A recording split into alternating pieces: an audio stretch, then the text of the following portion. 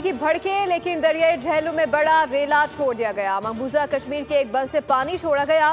रेले के बायस मुजफ्फराबाद के मकाम पर पानी की सतह बुलंद होना शुरू। SDMA के मुताबिक दरियाई झेलम के 2 मील के मकाम पर 22,000 क्यूसिक का रेला गुजर रहा है।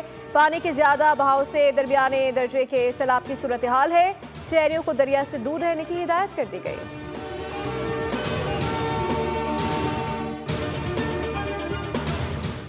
मकार और अय्यार हिंदुस्तान की बर्बरियत की एक और दास्तान। बलूचिस्तान से ताल्लुक रखने वाली मां चेन्नई में बेटे की मैयत के लिए परेशान। 23 साला सैयद आर्यान दिल और फेफड़ों के मर्ज में मुब्तला था। इलाज के लिए भारत ले जाया गया, लेकिन इलाज के बाद वो चल बसा। मैयत वापसी के लिए बलूचिस्तान हुकूमत ने 3 करोड़ रुपए दिए। भारत ने नाकाफी करार देकर मैयत देने से इनकार कर दिया। गम से निढाल मां की मदद की फरियाद।